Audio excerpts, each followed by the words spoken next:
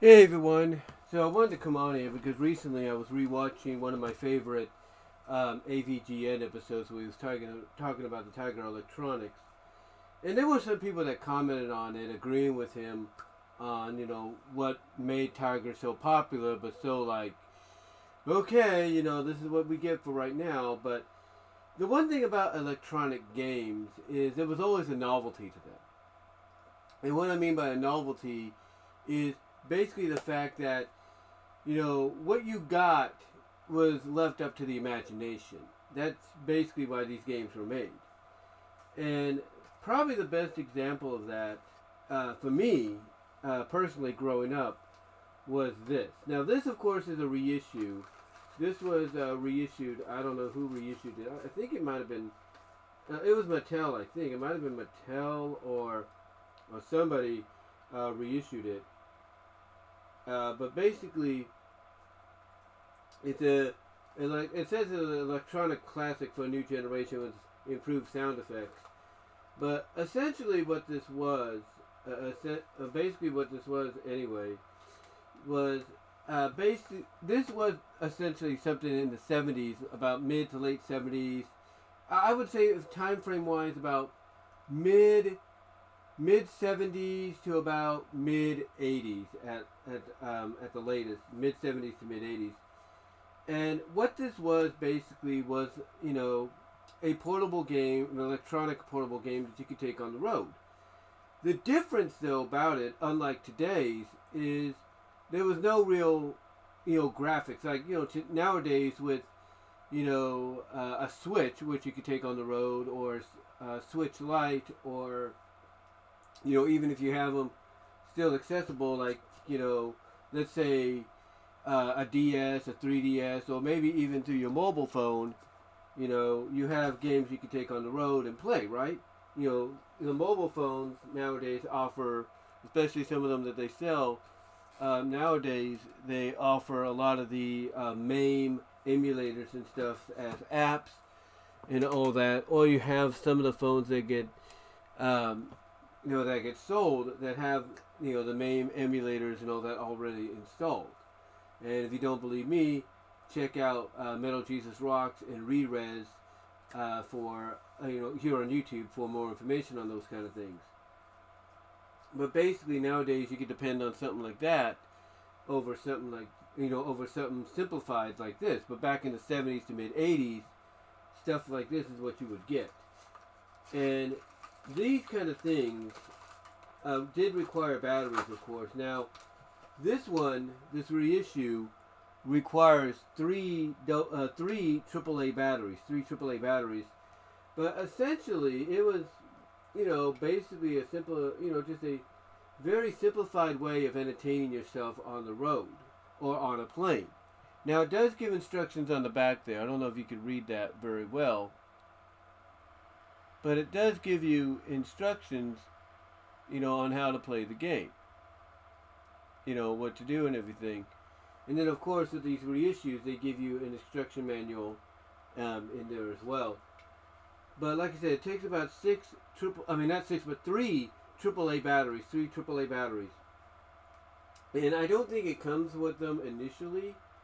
No, actually, yeah, it did. It did come with three AAA batteries, but those, of course, unless you don't play it for a while, they could. If you don't play the system for a bit, the batteries will be all right. But if they're like third-rate batteries that they just put in there for the heck of it, they will die out. And I had the three in here. Well, the three were in here anyway, and it played for a while. But then I had to use one of the AAA batteries to help out with one of the remotes around here, one of the remote controls for the TV.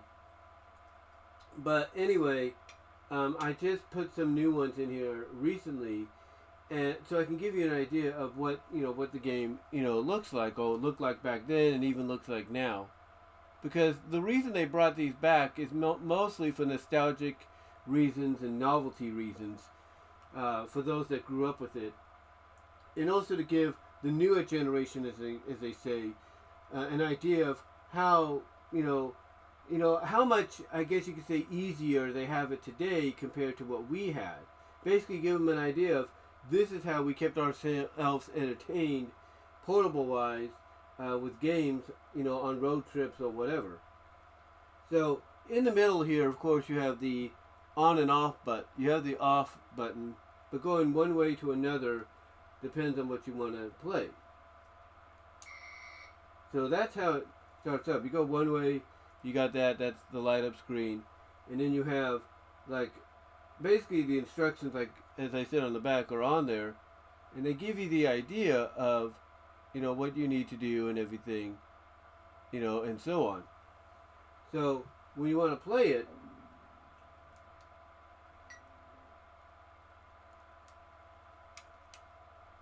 it takes a little bit of, like I said, a little bit of imagination, to kind of figure it out and everything. And it does keep score, so that's one thing that was always unique about it, is it does keep score. But it's one of those games, like I said, that basically, you have to use your imagination to kind of have an idea of what you're doing and everything. See?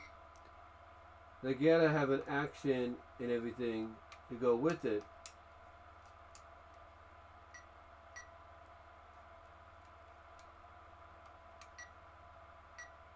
And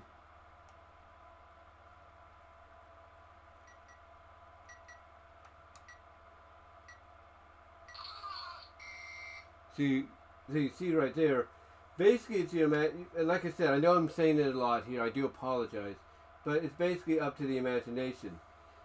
And again, it's just one of those things. Like it shows you the score right here. So that's what SC means, score, I believe. Yeah, I think it means score and everything. And again, it's just one of those games that once you kind of read and get an understanding of the instructions and all that, you'll have a good time. I'll have a fun time trying to play it and everything. And like I said, use your mind to kind of visualize, what it's supposed to represent, initially. What it's supposed to represent initially, and everything. But that's basically how the portable games started. Now I know there's some that came out a lot earlier. They're a lot more simplified, a lot more like, yeah, you really got to use that mind of yours, that visualization in your mind to figure out, what they're doing and everything. So there you go.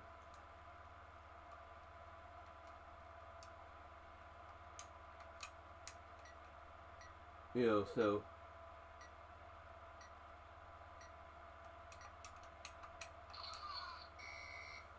there you go. So it's just one of those games that, again, you look at how well everything is off now, or how well everything is now, well off, I should say, when it comes to portable gaming, especially like with the phone and all that, and you compare it to this, you realize that, wow, back in the 70s and 80s, to quote what AVGN said when he did his Odyssey, I think his Odyssey commercial, an Odyssey video, he talked about the Microsoft Odyssey. I think that's what he talked about. Basically, he talked about how back in the 70s and 80s with that, or 70s, people had to use their imaginations. And the same goes with stuff like this. This is basically where you have to visualize, what the game looks like, in your head. But yeah, but the thing is, when I saw this being sold again, I was like, I have to get it back I have to get it back in my possession, because I had this, and I had I think I had baseball as well as part of the collection and all that. So it was pretty nice to see this get sold, and I decided to get it because, it was the one I had primarily most of the time. Like I said, outside of the baseball one. Now I do apologize again if I am repetitive with my words, but I just want to get the point across and everything as best I can. Now this one, I don't think it really counts that much as an electronic game, but basically, this is more of a simplified, example. Well, not simplified, but more of an updated example of a game that they could have done like this, if you will, if they wanted to. But this was mostly like for the original Apple computers and everything. And when you press in, you press the button in, you press the button in, which is supposed to represent the disc that the game would be on. You get this popping up, and then you can just play Oregon Trail like you used to. Now I know Oregon Trail is online. It does have a website where you can play the original game as is. But let me turn this off. There we go. But basically, like I said, if they wanted to, this could have been a game they could have done simplified, like electronic football and all that, in the past. But they chose not to because it was mostly a computer-based game. But outside of electronic football and electronic baseball and basketball and all that, even though these were kind of, hour consuming, if you will, especially on trips, these laid the foundations, of course, for what James Rolfe talked about in that Tiger Electronic Game episode, and that, of course, is the Tiger games. Now, these are reissues, as they say, from the vault, reissues by Hasbro Gaming. Hasbro Gaming, known for Operation Perfection and all that, they basically decided to go back into the vault and reissue the Tiger games, because I think they may have bought or partnered. I don't know if Tiger Electronics is around today. Let me know in the comments. But I think Hasbro may have bought the inventory as well, because I think Tiger did go under, so they bought the inventory. And basically, Hasbro contacted.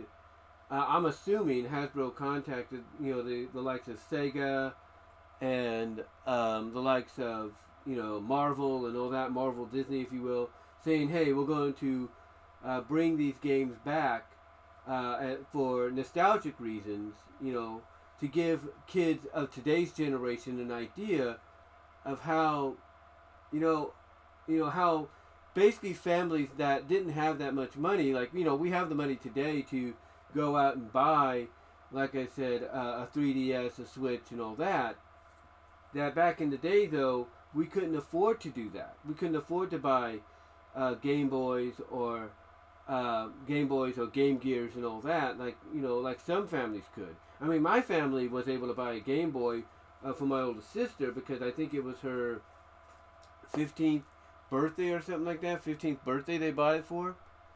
So, they bought her that for her birthday.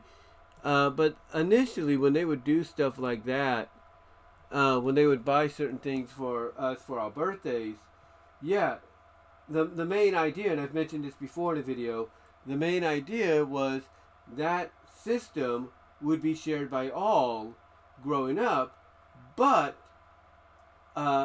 if we still had access to that system, that console, when we grew up and we decided we were going to be on our own, move out, we would take that system with us because that would be ours.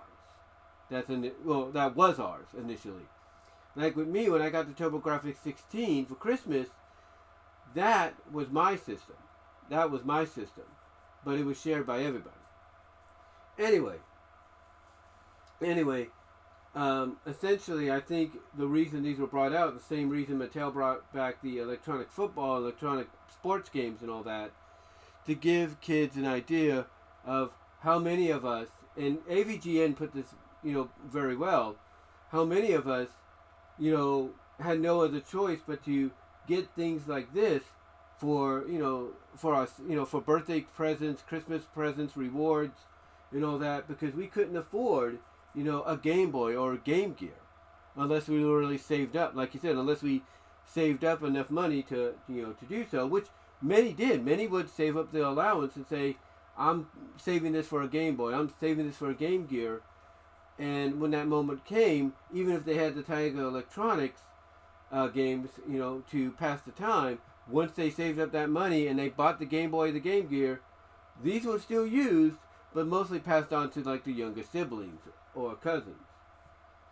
But again, just like with the electronic football, these were done as a more more budgetized way of giving you a more, I guess you could say, imaginative experience, more, visualize in your mind experience of what the real game would be, but also give you a different take on it, if you will. Like, so for example, we all know how Sonic the Hedgehog 3 is supposed to play, right? The original one. But when you turn on the game, if it turns on, let me see. There it is.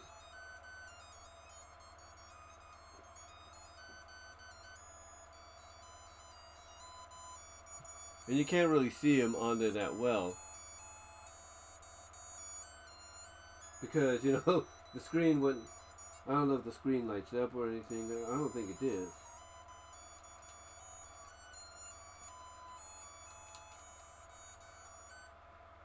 But yeah, basically that's what it is. I gotta get the... I gotta get my light on here to kind of help out a little bit. But, get the light of my phone on anyway.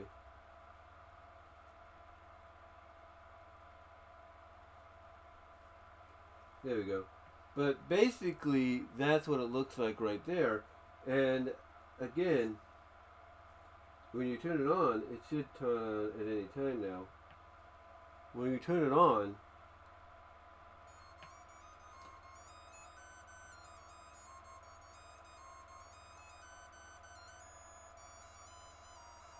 and then you see, I don't know if you can see him right there.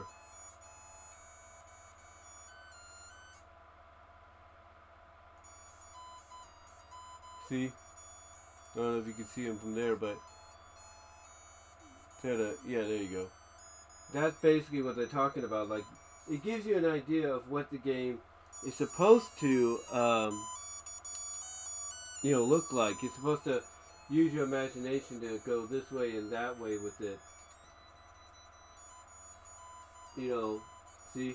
I don't know if you can really see that, but yeah, basically you're supposed to, use the controllers you have on there to play the game. And what made these games a little bit more unique in their own right is they would tell you, like what to use and everything. So, for example, okay. So you do have Tails in this game too, so that's pretty cool. But because he is on there, so. But yeah, they give you an idea of how to bring him in. Like the buttons here basically are.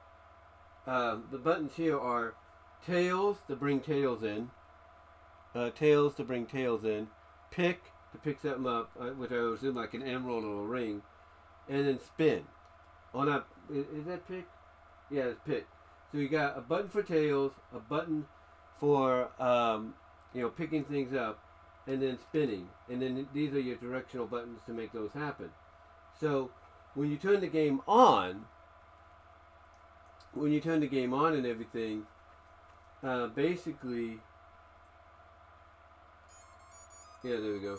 And that's the one other thing too, I think, that frustrates people about these games. You gotta wait till they turn on and everything to get them to work.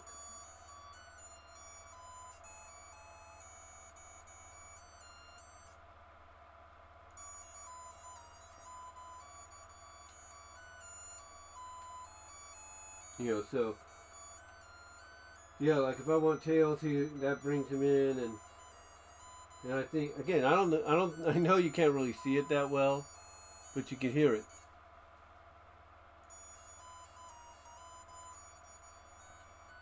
Like I'm trying to give you guys a good idea.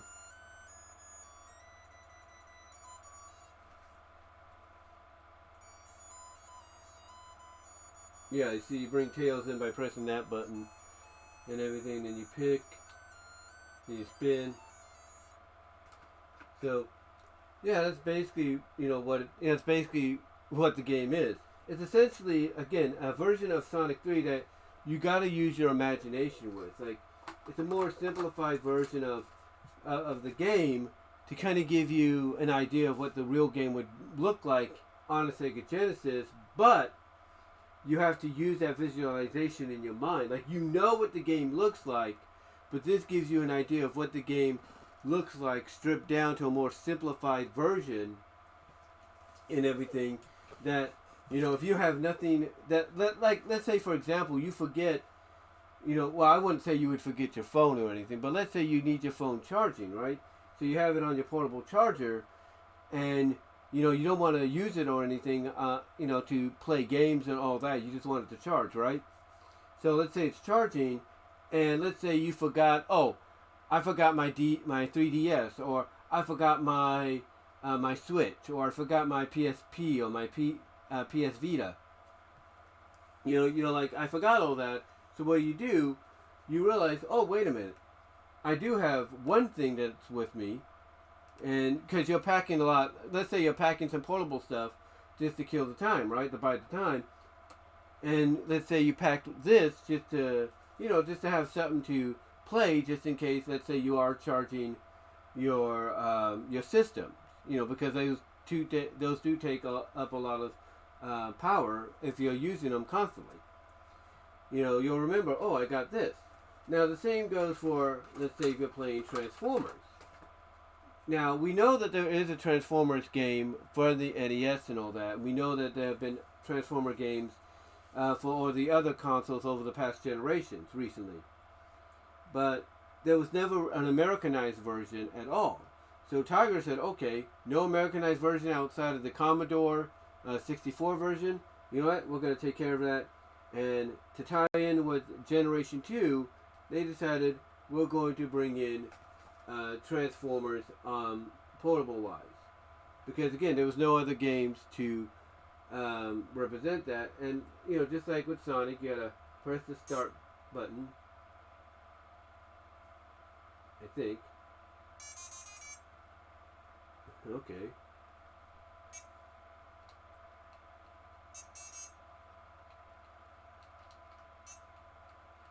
Again, I don't think you can really see that, but you can hear it.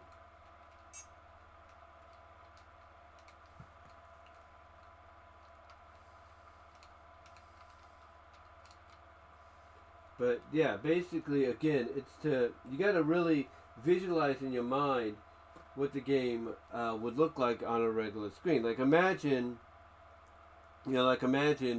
playing War for Cybertron or Transformers Devastation, and this game is a more simplified version of that. Now the controls are call, convert, which is transform, and attack. So convert is this button down here, and attack is this button, and this big button is call, and then you got directional buttons and all that. So there we go. So yeah, that's kind of what the game looks like right there. I don't think you can really see it that well, but yeah, you see something on the screen there, right? And then that's the convert. You could just convert back to, because you play as Optimus, obviously. He's the only Autobot you play as. But you convert back to truck mode, to robot mode. You attack, as best as you can. You call. So that's really about it. And then you move, obviously. Obviously move and all that. But yeah, essentially, the Tiger game was essentially these Tiger games meant to pass the time, in my opinion. Back in the 90s, 70s, 80s, and 90s, they're meant to pass the time, and if they're based on a licensed game or licensed property like Transformers or Sonic, not only were they created back then to help pass the time, but also give you a more simplified, stripped down version of what the initial game would look like if you were playing it on a console or a portable console and all that. But I think the reason Hasbro Gaming brought these out was because of the nostalgic and novelty,